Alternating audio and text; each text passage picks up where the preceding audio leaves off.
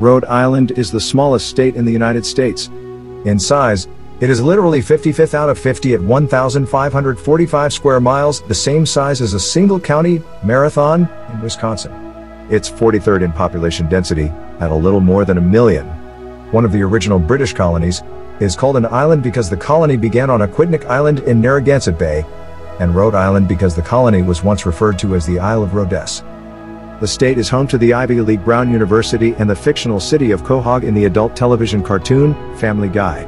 It is also the home state of Family Guy creator Seth MacFarlane, actors John Huston and James Franco, Olympic medalist Michelle Kwan, and maybe, just maybe, Bigfoot. With only 393,000 acres of forestland in Rhode Island, it isn't the perfect location for the big hairy fellow, but stories of Big Rhodey have been enough to send cryptozoologists into the woods of this tiny state. According to an article in the Coventry Patch newspaper, people have seen the beast near the towns of Cumberland, West Greenwich, and Exeter. Although investigators have come up with plaster casts of large footprints, patches of hair, and twisted trees, they are most encouraged by a 2011 sighting by Dina Palazzini and Chris Stepney, who claim to have caught Big Rhodey on video. The short clip available on YouTube shows the view taken from the cab of a moving vehicle. The trees and an ancient stone wall slowly move by when something seems to step from behind a tree. Was it Bigfoot? You decide. The Block Ness Monster. According to a story by the Associated Press, in 1996, fishermen aboard the Mad Monk pulled their net from the water off the shores of Block Island, 14 miles off the coast of Rhode Island. Along with the net came the 14-foot skeleton of what looked like a serpent. When they arrived at the dock, the fishermen set the bones out for display at the Point Judith Ferry.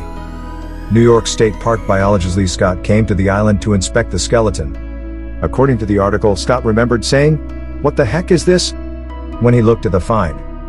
Although at the time shark specialists were certain the remains were of a basking shark, no one can be certain what type of creature the Block Ness Monster really was. Shortly after it was found, kidnappers stole the remains to preserve the monster's short legacy, which consisted of tourists, t-shirts, and Block Ness cocktails. Sea monster of Teddy's Beach. In 2007, a group of people visited Teddy's Beach in Portsmouth to fish and swim. The peaceful day changed when the swimmers encountered something enormous in the water. According to WPRI 12 Eyewitness News, Rachel Carney was floating in the water beyond the swimming area of the beach when a 15-feet-long creature began to swim around her. As the thing began circling, Carney felt it was toying with her, but she at least got a good look at it. It had greenish-black skin with a white underside, and teeth at least 4 inches long. It kept ducking its head under the water. Each time it rose above the surface, it hissed at her. She told WPRI, "I was deep in the water and kept hearing this hissing sound. Then I saw its head come up, showing me its big teeth.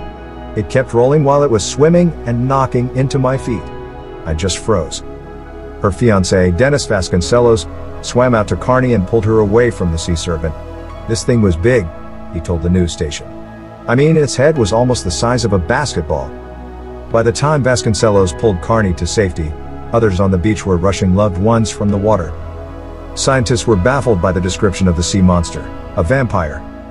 In 1892, the family of George and Mary Brown of Exeter became struck with tuberculosis, known then as consumption. Superstition overruled science for many people during the Victorian era, so townspeople thought the consumption curse on the family was due to evil undead. 2 family members who had succumbed to consumption were exhumed and looked decomposed, as they should. However, George and Mary's daughter, Mercy, who had been entombed in an above-ground vault, had not decomposed at all. People grabbed this as evidence that Mercy was a vampire and rose from the crypt to suck the life out of her family members as they slept. The people removed Mercy's heart and burned it. The ashes were mixed with water and fed to her brother Edwin, believing this would stop the undead from feasting on him in the night. Edwin died from tuberculosis anyway.